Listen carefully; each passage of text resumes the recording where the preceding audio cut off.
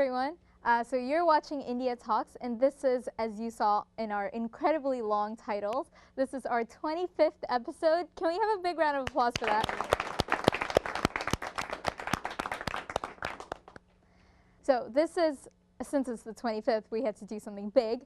We have a really special episode because we have some very intellectually stimulating, Rio, live debate. And here's what's going to happen. Before we get into that, I have some things to say. First things first, happy Mother's Day to all our mothers.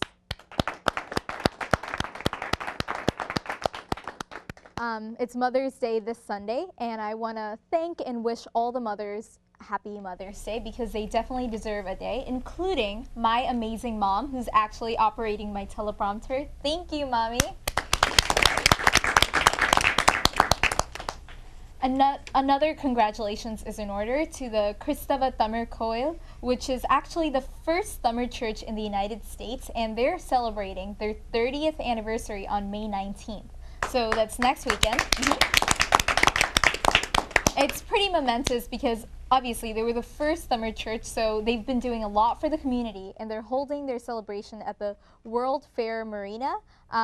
Visit www.thectk.org for more information. They're celebrating it next weekend, so you might want to reserve your tickets and be there to support them. Also, another thing, June 21st, which is the summer solstice, there's usually something going on around the city called Make Music New York, or MMNY. And Ragchitra Foundation, and my mom, who's the artistic director of it, she's going to be presenting, along with several musicians, something called the Veena Mass Appeal Concert. So it's just going to be a whole bunch of Veena players playing the Veena, which is kind of hard to come by. It's hard to come by one. So, you know, to hear more than one Veena at the same time. It's going to be something around 10, 20. That's going to happen at the Flushing Library on June 21st, so don't miss that. Great music for free. Definitely don't want to miss it. So stay posted for more information about that. We'll definitely talk more about that on our next episode. So now for our feature presentation, the debate. Okay, so here's the issue at hand. The issue at hand is not applause, but that's fine. I appreciate that too. So, are virtual schools more beneficial than conventional schools? So first, let me define what I mean by conventional schools. I mean like a brick and mortar school, the one where you probably went to middle school, high school, that kind of place where you have physical teachers, physical desks, physical chairs, that kind of thing is what I'm defining as a conventional school. Of course, schools use technology and stuff, but I mean a school that actually has a building. That's what I define as a conventional school for the purposes of this debate. So a couple of decades ago, watching a video online was crazy hippie talk. Yeah, sure, it might have been grainy and freezy, and it sounds like I'm describing the very first motion picture, but that's exactly what it was like. So it was really hard to see what you were watching, and it was kind of like, wow, I watched a video online. Now, watching cat videos on YouTube, everyday thing. Right, guys? So, you can buy anything online. You can buy iPhone cases and even ships. I have to check how credible that one is. But yeah, you can buy just about anything online. And the internet has just become a part of everyday life. I mean, people still find romantic partners. People even find romantic partners online. Okay, I definitely need a debate to convince me that that's a good idea, but it's happening. So what I'm trying to say is the internet has become the is-all and end-all. And a few years ago, very few classes online, and mostly the people who were taking these online classes were adults and college students. K-12, which is kindergarten through 12th grade. So kindergarten through 12th grade, those students just did not take classes online. They went to school, but now, I don't know if you know this, I looked it up online, and I was really shocked to see the statistics. Over 40 states have virtual schools or state-led initiatives, and 30 states have statewide full-time online schools. That's a huge number. It's not just sporadic people here and there doing online schools. It's actually a huge number. So that's proof that virtual learning isn't just from like the Jetsons anymore. It's absolutely a reality. But facts and statistics aside, there's still an issue. See, now libraries, brick and mortar stores, movie theaters, blockbusters, they're all losing out to everything being online.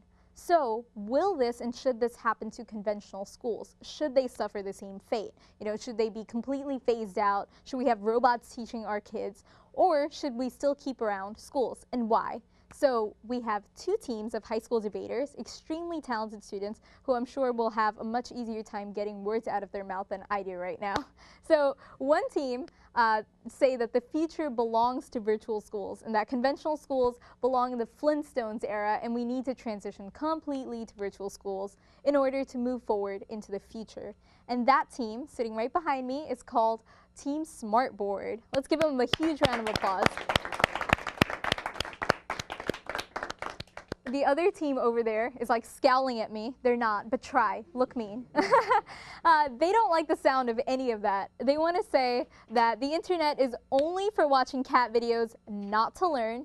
So we need real schools with real desks and real teachers in a real building. And that team is called Team Chalkboard. I just want to say something about chalkboards. So the last time I thought I had seen a chalkboard might have been in high school, and that was like twice because my high school, super spiffy and cool, smart boards and everything. But I am in college now, and I found a chalkboard in my college. So chalkboards are still in existence, so they're not like antediluvian just yet.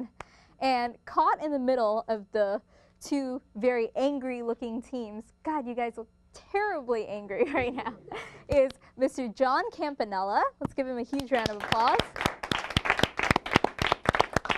He's going to be our fearless moderator for today. So he teaches at one of the best public schools in the country, and he's not going to be biased because he teaches at a conventional school. He actually teaches with smart boards. He has his grades on his phone, and he's very technologically cool. So he's going to be a very fair dude. He'll be super fair. And quick fact, actually, well, never mind. We'll move on from the quick fact. Okay, so Mr. Campanella, what do you think so far? Do you, before we start the debate, what do you think is going to happen? Do you think virtual schools are viable or that conventional schools are the way to go? What do you think? Well, I think that it can be a viable option, and there could be places for it to be found. And let me just say that my opinions that I'm expressing tonight are my opinions. They do not represent the opinions of my employer, and I need to state that for legal reasons. But we should speed it up and turn it into like a disclaimer. My disclaimer: the views are not expressly expressed by. Okay, so having said that. I've always been a person that thinks things should progress, and I came from a technologically heavy background as a former engineer. So I do like seeing a lot of technology inside schools and inside the classroom. And I do think things can find a place, but I'm also a person that doesn't believe all or nothing is something that should be as well. So that's why I'm interested in finding out how both of them will present their arguments. Awesome. Okay, so those are his preliminary thoughts. We'll see if we can sway him, or they can sway him in any direction. So how's the audience doing? You guys ready? Okay, this would be a great time for me to make some sort of Hunger Game themed joke, but I haven't watched it, so I'm just going to say let the games begin, all right? And this debate is brought to you in association with iDebate and the Interfaith Center of New York. So you can, oh, one more thing. You can send us your opinions and thoughts at www.indiatalkstv.com. So when you go on the website, the first page, I think the first thing you should see, if it's not the live feed, the first thing you should see is post your comments. And if you click on that and you decide to post your comments on something one of the debaters have said, and if we find it interesting, which we probably will, we will read it out on the air. So please do go online to do that. So our first debater is Gokul Anandayar. Come on in. All right, let's give him a huge round of applause. And you can also watch this online at indiatalkstv.com and Ustream, of course. Okay, so our first debater, Gokul Anandayat, he goes to the collegiate school, and he's a sophomore right now, and he's representing the Hindu Temple Society of North America. So, interesting little tidbit. Your sister, sitting right over there, Ramya, she's on the opposing team. Did you guys like have food fights about this at home? We're reserving it for tonight. Oh, reserving it for tonight. Like Okay, all right, we won't rivalry. know the truth of that statement until we speak to their mom and see what kind of fights have gone on in preparation for this. So hopefully your fighting was good prep for the debate. So Let's take see. it away, Gokul. All right, let's give him another round of applause. Okay, so hi everyone. I am the first speaker for the Smart Board team, and we believe that virtual schools are a viable option for replacing traditional schools. And this has been a topic that's been talked about since the 1990s, from the very beginning of the internet. So it's definitely something that's on the mind of students, administrators, and teachers alike. So we define virtual schools as a method of learning through a set curriculum, such as traditional schools, but only through internet communication. So like e-tutor, so like something like GChat, where you send a message and they send a message back. So that's what we define as virtual schools. And one of the reasons we believe that virtual schools would be a viable option is that especially for kids failing their current classes, rather than them going to summer school where the Department of Education has to pay teachers overtime to go to the schools, and the students have to come to school every day. That not only wastes the time of the students and the teachers, but as everyone knows, we're in a huge financial debt right now, and with teachers getting laid off, this more funding towards students who are already failing would not be a great idea. So I think virtual schools would be a great option because, one, you can test to see how fast these failing students are really learning, and also virtual schools, they're not set in the same time parameters as our regular schools. I mean, like regular schools, you have an 8 to 3 school day, and you're only restricted to that time. And teachers have their own regular lives to go about, so it's very constrained.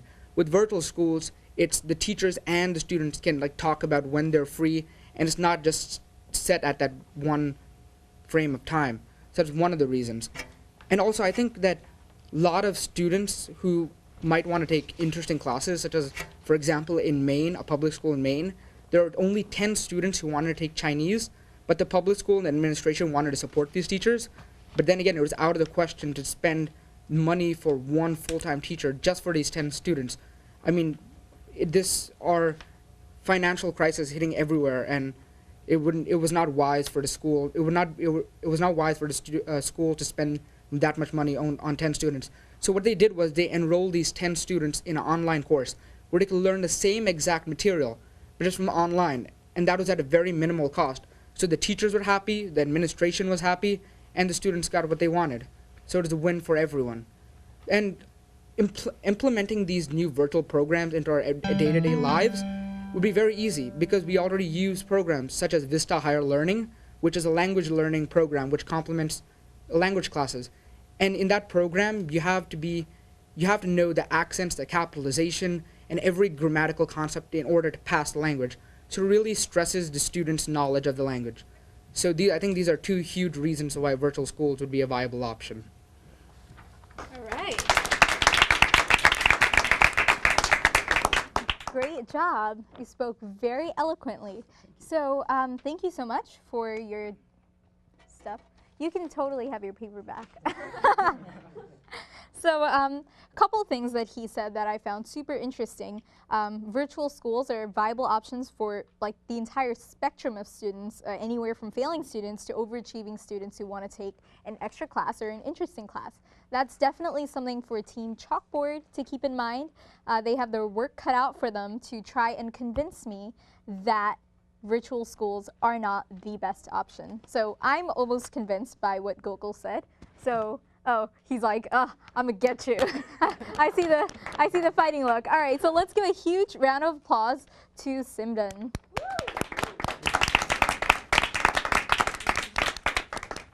So yeah, we can't end the debate right now because we still have a lot of time left. So now we have Mr. Simdan. How do I say your last name? Kanth. Huh? Kanth. Can? Yes. Oh, that's very nice. So we have him from Ozone Park. He's in the 10th grade and he goes to Brooklyn Technical High School. Yeah, specialized. Big round of applause to him. Thank you. He represents the United Six. Is it? I always wanted to know, is it six or Sikhs? It is 6. It is 6. See, Yes. I knew I was saying it right. And from Team Chalkboard, he's going to tell us why Gokul had no idea what he was talking about. Maybe not in so many words, but he's going to try. All right, big round of applause for Simran. Thank you. Hello, ladies and gentlemen. Before the Chalkboard team officially begins, we would like to thank India Talks TV for letting us take part in their show. So, big round of applause for them. And so we've spent many diligent hours working our skills and would love to take this opportunity to showcase our skills as not only debaters, but more importantly, as students trying to create a solution for this highly controversial topic. Regardless of its apparent benefits, virtual schooling has numerous disadvantages. Since 2008, the United States Department of Education has attempted to conduct study after study on the benefits of virtual schooling. The conclusion of every single study being that there's not enough evidence to prove virtual schooling is even beneficial. One major drawback of virtual schooling is the doorway it opens for academic dishonesty for those who are looking for the easy way out. When there's no one to enforce discipline, like there is in traditional schools, students often find themselves obliged to cheat. One perfect example is Darius Hamilton, a high school student who failed his English 3 class. He took this online class in an attempt to still graduate with the right amount of credits, and on his online course, he was asked a question about the meaning of social Darwinism. He pasted the question into Google and read a summary of a Wikipedia entry. He copies the language, spell checks it, and then he emails it to his online teacher. Mr. Hamilton is just one example of the expanding ranks of students who are taking online courses and finding this easy way out. This story, dated April 5th, 2011, from the New York Times, is just one case scenario of how virtual schooling is taking away from the education that every child needs and that every child is entitled to. We currently live in this extremely competitive and cutthroat environment. News article after news article demonstrates how students in India and China are constantly doing much better in nationwide exams due to their rigorous educational systems. Moving to virtual schooling or even having some courses online is a detriment to not only the students' personal well-being, but to the United States economy as a whole.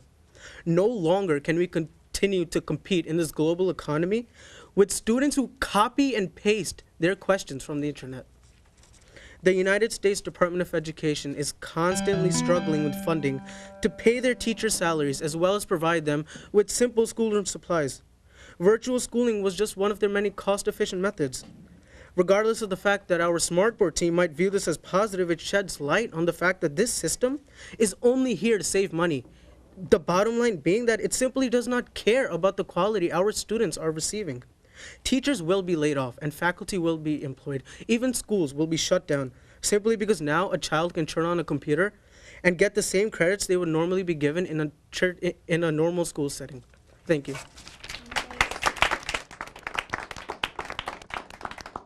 Simran, you did a really, really good job. Thank you so much.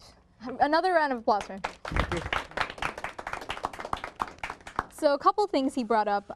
Academic dishonesty, huge problem. I'm not trying to take away from what he said at all. I'm just totally going to play the devil's advocate right now. Academic dishonesty is not just a problem with virtual schools. It's obviously a problem in conventional schools right now. I don't know how many of you remember this, but the whole SAT scandal that went down, students that were taking the SAT for other students, and that was totally done in a physical setting and they still managed to cheat. So academic dishonesty, probably something that needs to be addressed, which is where this question comes from. We have a question from a viewer named Marissa who asks, who wants to ask Mr. Campanella actually, what is your view on students who take virtual classes to cheat with a person that helps them? What is my view? Yeah, what is your view on it? That is just it's what wrong. I was given. It'd be bad, yo. Well, my view is that it's wrong, and I was wondering about the student that did cheat academically that this young gentleman mentioned, though, but was he caught? They found out that he was actually cheating? So on He the was one caught. hand, on the one hand, someone can mention that the system worked, that they figured out that he was cheating, and he probably didn't get the credits and didn't graduate. That's one way to look at it. But as you also point out, there could be ways around it. And if someone may have been more savvy, sophisticated, because just by cutting and pasting from Wikipedia, that's screaming to get caught. Yeah, So I obviously it's wrong if someone takes it, and that is my concern about virtual schools, though, is how do you, and that's one of the notes I did mention, and perhaps Team Smartboard could try to shed some light on that. How do you ensure that the person that's taking the online course will actually is the person that they say they are? So Ooh, shots have been fired. Okay. I'm trying to draw a balance here. As the moderator. Much appreciated. So thank you, Mr. Campanella. Very welcome. And thank you, Marissa, for that question. Next up, we have, okay, yay. Next up, we have Ashini Ganesalingam from Team Smartboard, who's going to tell us why, again, things that Team Chalkboard brought up can actually just be very easily solved. So she's a senior at Stuyvesant High School, and she represents the Hindu Temple Society of North America. And so she's here to remind us again why we were so convinced that virtual schools were totally the way to go. All right, big round of applause for her. Okay, wow, Simran, nice speech. Too bad I'm going to tear it down. No, but all jokes aside, guys, while the Chalkboard team brought up valid points against virtual schools, the truth of the matter is virtual schools are actually successful in combating problems such as students cheating and teachers layoff. Now, the Chalkboard story of Daterios Hamilton is only one case that cannot be used to fairly judge the entire virtual school system. Virtual schools are more beneficial than traditional schools because they open doors to students pursuing a higher level education. These students enrolled in virtual schools sincerely want to reap the benefits of these schools and will not even entertain the thought of gaming the system. Hence, by successfully cheating, Hamilton didn't game the system or undermine it. Instead, he cheated himself out of golden opportunity of a higher education. Furthermore, it is not the virtual school's fault that Hamilton got away with copying and pasting off of Wikipedia.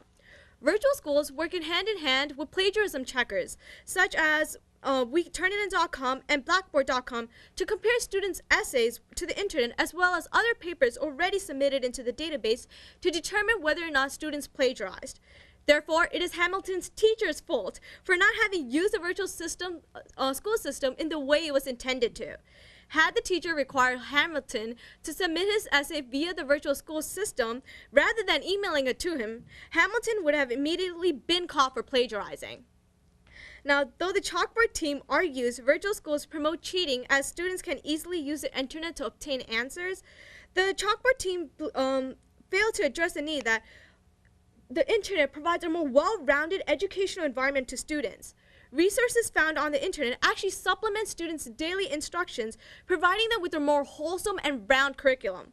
But do not mistake this as an opportunity for students to cheat on exams. Virtual schools actually prevent cheating by placing time restrictions on students, so they have to think for themselves on the spot.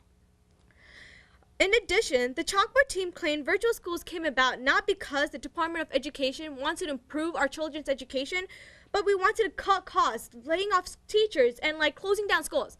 This is all false information, people. The virtual schools do save money. That's an additional benefit. But okay, obviously there's some schools closing down, but virtual schools actually do save money, but they also provide jobs for teachers. Okay, so laid off teachers are now assigned with the task of coming with a more rigorous and well-rounded curriculum. And also because we are in the internet age where everything is done instantaneously, teachers are needed on standbys at all times to address the needs and questions of students. So overall, contrary to what the Chalkboard team believes, virtual schools are not only beneficial to students, but also to teachers. They provide a means for students to obtain a higher education as well as an opportunity for them to take advantage of all the teachers at hand. So 1 in a million cases like Hamilton is not enough to aptly undermine the virtual school system. Thank you.